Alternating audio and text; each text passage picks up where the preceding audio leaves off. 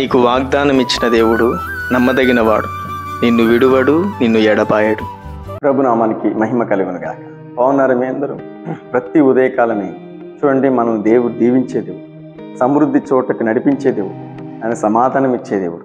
ఈ ప్రాబ్లం, మీ సమస్యలన్నీ తొలగించి నీ జీవిత యాత్రలో, నీ జీవిత విధానంలో ఎలా నడిపించాలో, ఎటు వెళ్ళాలనో దిక్కు తోచని స్థితిలో ఉన్నప్పుడు ఆయన మార్గం చూపించేది, సరైన మార్గంలో నిన్ను సరిచేసి నడిపించేది ప్రభు యేసుక్రీస్తు మాత్రమే. చదువుకుందాం. ఈ ఉదయకాలం ప్రభు నీకు ఇస్తున్న శ్రేష్టమైన మాట కీర్తన 25వ అధ్యాయం 4వ వచనం. యెహోవా నీ మార్గములు నాకు తెలియచేయు, నీ త్రోవలను నాకు తేటపరచు. దేవునికి స్తుతి కలుగును గాక. ఈ భక్తుడు అంటున్నాడు, నీ త్రోవలు నాకు తెలియచేయి. నేను ఎటువంటి అటు పోతున్నా నాకే అర్థం కావడం. నేను వెళ్ళిన చోటల్లా నాకు దుఃఖం ఎదురవుతాం. నేను వెళ్ళిన చోటల్లా శాపం నా మీదకి వస్తావు. దరిద్రతలో నేను ఉన్నాను, కానీ నువ్వు చూపించే మార్గంలో నేను నడిస్తే నాకు ఆశీర్వాదం ఉంటుంది, నాకు సమాధానం ఉంటుంది, నేను గొప్ప చేయబడతానని ఈ దావీదు భక్తుడు దేవుని అడుగుతున్నాడు. నీ మార్గం ఏమిటో నాకు చూపించిన, నేను ఎక్కడికి వెళ్ళాలో తెలియచేయి. ఈరోజు మన సొంత నిర్ణయాలతో వెళ్తూ ఉంటాం, సొంత ఆలోచనతో వెళ్తూ ఉంటాం, కానీ వెళ్ళిన చోటల్లా మనకు నష్టం, కష్టం, దుఃఖం ఎదురై మనం ఎట్లయితే కృంగిపోతాం, అలసిపోతాం. ఇక నాకు వద్దు నాయన, నేను నమ్మినప్పటి నుంచి నాకేంటి ఇలా ఎదురవుతున్నాయని దేవుని సనగడం మనలో ఎక్కువైపోతాం.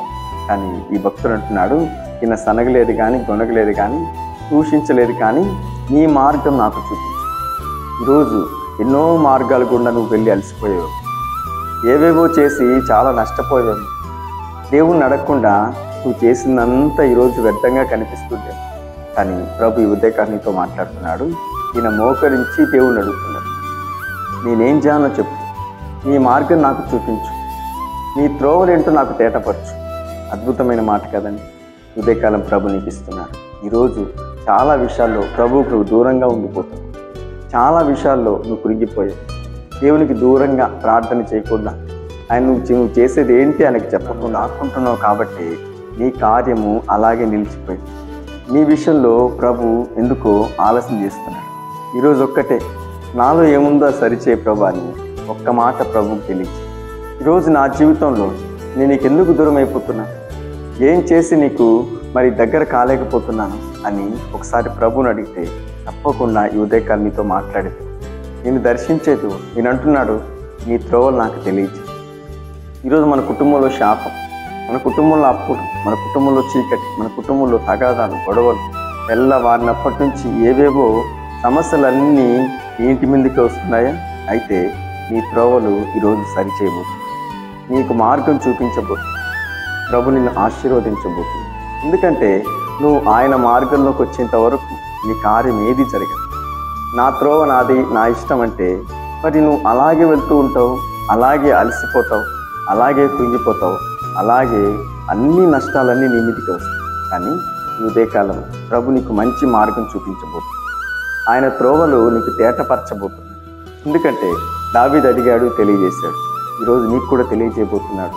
నీ కుటుంబానికి ఆశీర్వాదం, సమాధానం, సంతోషం సమృద్ధిగా ఇచ్చి నిన్ను బలపరచబోతుంది. మాట పట్టుకొని ప్రార్థించు, మాట పట్టుకొని మంచి తీర్మానం తీసుకో. దేవుడు నీ జీవితంలో నీకు గొప్ప సహాయం చేయబోతుంది. ఈ వాగ్దానం నీ జీవితంలో ఈరోజు నెరవేర్చి ఈరోజు అంతయు ప్రభు నీకు తోడే ఉండి నడిపించును గాక. ఆమేన్. కళ్ళు మూసుకొని ప్రార్థనలు ఏకీవించండి. మీ అందరి కోసం నేను ప్రార్థన చేయండి. మహాపరిశుద్ధుడా, సర్వాధికారి, నీకు స్తోత్రం. ఉదయకాలం మాట్లాడుతున్న ప్రతి బిడ్డలు నీ త్రోవలో నడిపించు, నీ మార్గములు ప్రతి బిడ్డలకు తెలియజేయనండి. ప్రతి ఒక్కరితో మాట్లాడే దేవుడు, సరిచేసే దేవుడు, సరైన మార్గం నడిపించే దేవుడు. ఉదయకాలం మ్యారేజ్ డే, బర్త్డే జరుపుకుంటున్న ప్రతి బిడ్డలను దీవించండి, ఆశీర్వదించండి. వెళుతూ వస్తున్న ప్రతి బిడ్డలకు నీ మార్గంలో చక్కగా నడిపించమని ప్రార్థిస్తాను.